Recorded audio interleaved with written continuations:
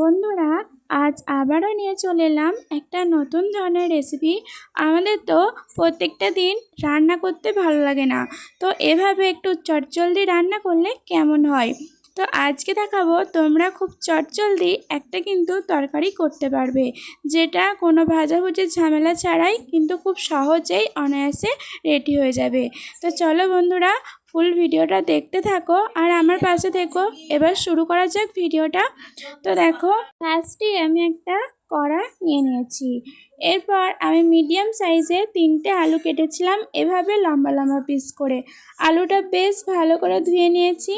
এরপর একটা বড় সাইজের পেঁয়াজ কুচিয়েছিলাম, ছোটো ছোটো করে লম্বা লম্বা করে কেটে নিয়েছি। এরপর আরেকটা দিয়েছি টমেটোটাও ঠিক ওরভাবেই কেটে নিয়েছি। এরপর দিয়েছি 3-4টে চেরা কাঁচা লঙ্কা, আর দিয়েছি একটু রসুন থেতো করে একটু আদাটা ঘষে দিয়েছি, আর পরিমাণ মতো নুন দিয়েছি, জিরে গুঁড়ো, হলুদ গুঁড়ো আর ধনে গুঁড়ো, আর ওপর থেকে একটু সরিষার তেলটা দিয়ে দিয়েছি, যেটা আমাদের রান্নাতে কিন্তু খুব ইম্পর্টেন্ট একটা জিনিস, সরিষার তেল।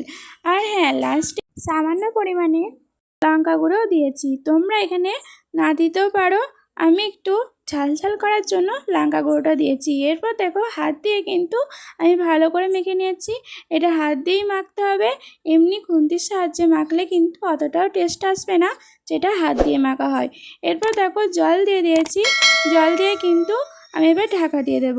এরপর গ্যাসেতে চাপিয়ে দেব, ওই লো ফ্লেমে 20 থেকে 30 মিনিট হতে দেব। তাহলে কিন্তু আমাদের এই তরকারিটা খুব চটজলদি রেডিও হয়ে যাবে, আর স্মেলটাও কিন্তু সুন্দর উঠেও গেছে।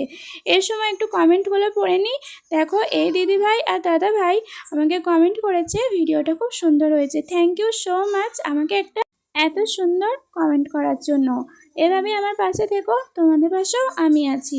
তো দেখো, আমার কিন্তু আলুগুলো সিদ্ধ হয়ে গেছে, তোমরা সেটা বুঝতেই পারছো। এরপর আমি কড়া থেকে নামিয়ে দিয়ে কড়াটা কিন্তু ভালোভাবে ধুয়ে নিয়েছি।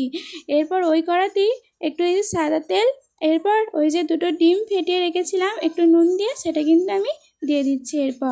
এরপর দেখো, ডিমগুলো কিন্তু এভাবে কিন্তু গুঁড়ো গুঁড়ো টাইপের করে নিচ্ছি। বেশি ভাজলেও চলবে না, বেশি আবার কাঁচা রাখলেও ভালো লাগবে না খেতে। তোমরা দেখতেই পাবে আমি কীরকম টাইপের রেখে ডিমটা কিন্তু তুলে নেব। দেখো, আমার কিন্তু এই পজিশনে এসে আমি কিন্তু ডিমটা এবার তুলে নেব। এবার ওই কড়াতেই আরেকটু তেল দিয়ে দিয়েছি একটু 5 ফোড়ন, আর দিয়েছি একটু শুকনো লঙ্কা, একটু লালচে করে ভেজে নিয়েছি। তারপর আর্ধেক একটু পেঁয়াজ নিয়ে আমি কিন্তু দিয়ে দিচ্ছি, যাতে একটু স্মেলটা আর একটু ফ্লেভারটা যেন ভালো লাগে খেতে। তো এরপর দেখো, লালচে করে আমি একটু ভেজে নিয়েছি। এরপর ওই যে ঢেলে রাখা ওই তরকারিটা কিন্তু এরপর দিয়ে দেব। এই ফোড়নটাই কিন্তু এই তরকারিতে মেন, এটা না দিলে কিন্তু খেতে কিন্তু অতটাও স্বাদ হবে না যতটা আমার তরকারিতে হয়েছিল। এরপর ওই ডিমগুলো দিয়ে দিয়েছি, আর ওপর থেকে আরেকটু জল দিয়ে দিলাম যাতে আর কিছুক্ষণ ফোটাবো তার জন্য। এরপর একটু গরম মশলা গুঁড়ো দিয়ে দিয়েছি।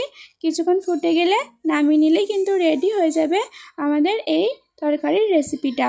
আর হ্যাঁ, লাস্টে গেলে কিন্তু একটু চিনিও দিয়েছি, চিনি দিলে স্বাদটা একটু অন্যরকমই হয়ে যায়।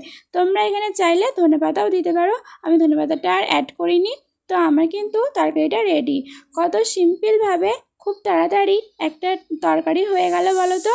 এটা গরম ভাতের সাথে বা রুটির সাথে অনায়াসে কিন্তু করে দেওয়া যায়। হাতে কম টাইম থাকলে সেখানে কিন্তু চটজলদি তরকারিটা কিন্তু রেডি হয়ে যাবে, আর খেতেও কিন্তু অনেক সুন্দর হয়েছিল। তো বন্ধুরা, তোমাদের ভিডিওটা কেমন লাগলো অবশ্যই জানিও। ভালো লাগলে like, comment, share and subscribe করে দেবে।